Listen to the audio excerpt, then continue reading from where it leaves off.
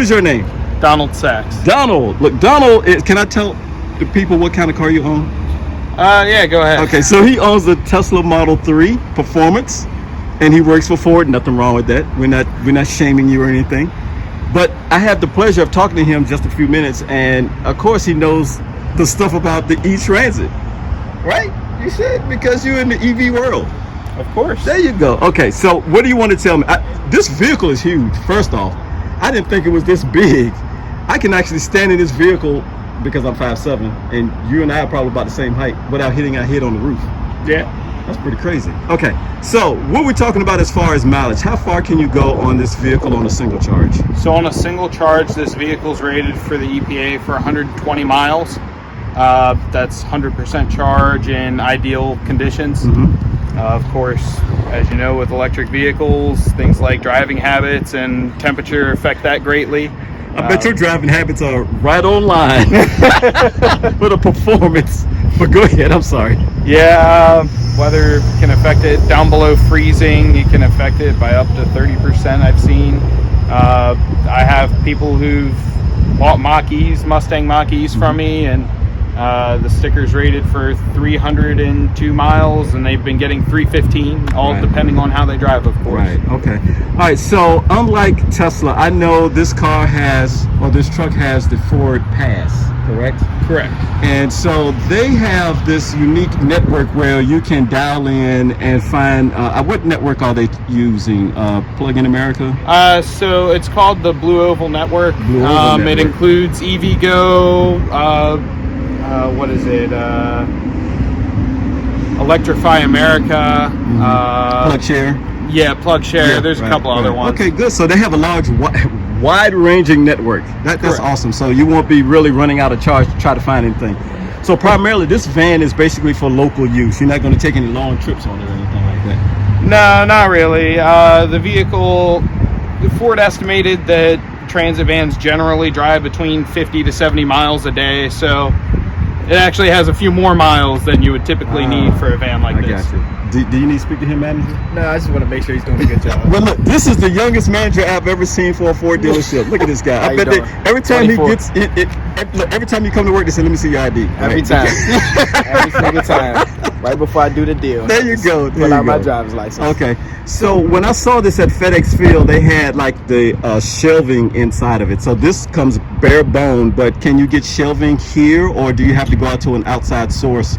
So typically with our customers, a lot of my commercial clients, they'll tell me what they're looking for their upfit, shelving, whether they want racks and bins, ladder racks on the roof, and we just send it out, and after it's done, we bring it back and deliver it to the customer. Okay, so let's take a look at, let's walk around it for a second. All right, so let's go to the front. I was noticing there's a bunch of fluids in the, we got a crowd here now. I know there's a bunch of fluids in here. Okay, so we got the windshield wiper fluid here.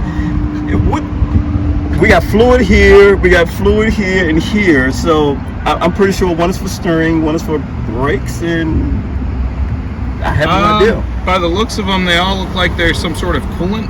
Yeah, look like it. I'm not an engineer.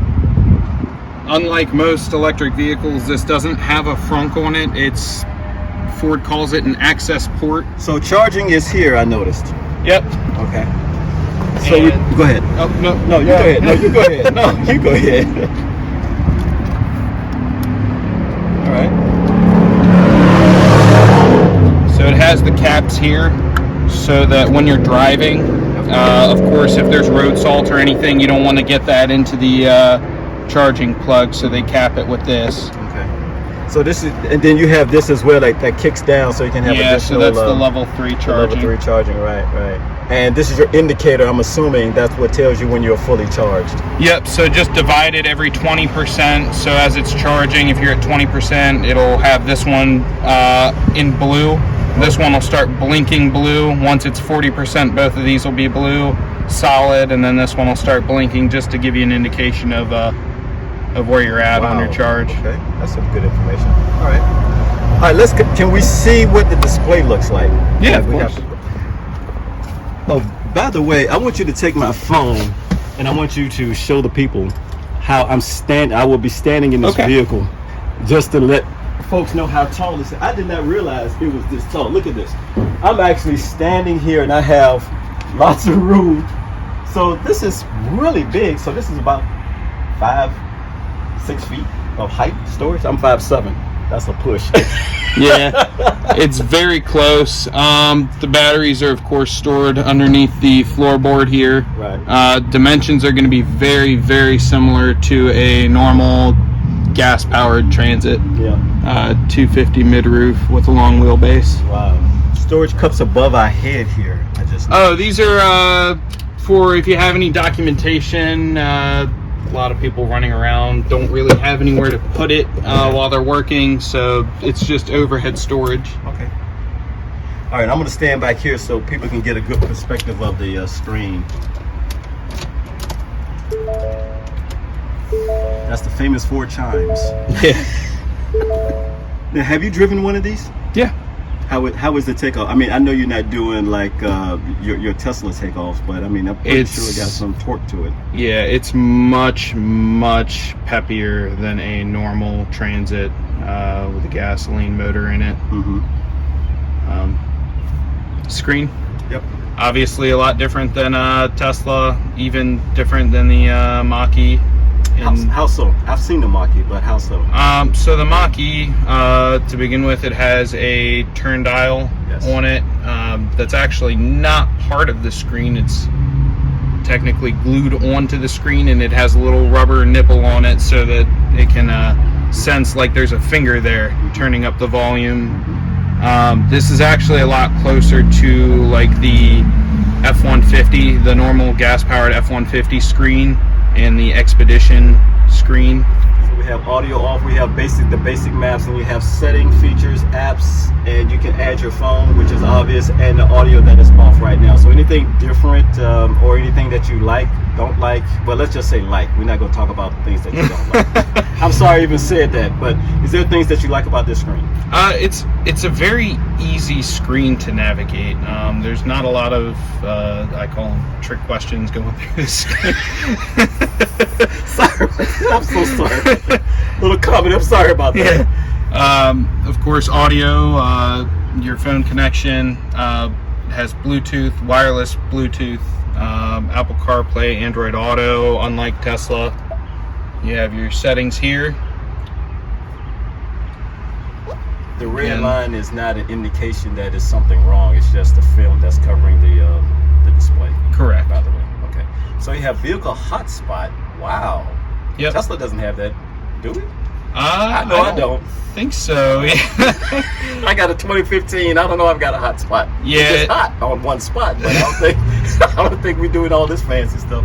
Yeah, the hotspot is done through AT&T. You get a free 3-month, 3 gigabyte trial with the vehicle purchase, and then after that, you contact AT&T and set up connection just like you would with a cell phone. Okay. Wow. Okay. And then just the front, the heads. There's no heads-up display, but you have the traditional speedometer right behind the wheel. Correct. And you have I almost said fuel. Am I seeing fuel there? It says E to F. Is that fuel? Yeah, it's to make it a lot easier for people to trade. Really? A lot of the people who are going to be driving this aren't people who purchased it. They're people who their boss says, hey, drive this. And keeping it very similar in display and information makes it a lot easier for businesses to make the switch over to electric vehicles. That is a great statement, but I swear, I hope people in the very near distant future drive up to a gas station and go, my car is on E, how to fill it up, because it says so. You know what I mean? There's no battery indication as far as mileage. Am I correct by saying that? Right there, yeah, 19.9 miles on the vehicle, 79 miles till E. I got you. Okay. Well, this has been very interesting, and to say the least, very revealing that Ford is still thinking about people who are having truly in their mind converted from electric vehicles, from gas vehicles to electric vehicles, by having a display that clearly says E to F or F to E. Wow, that's very different. But again, thank you for your time. I'm glad you wasted a little bit of time. Yeah, no, of course. Thank you so much. Thanks. Yeah, of course. All right, bye.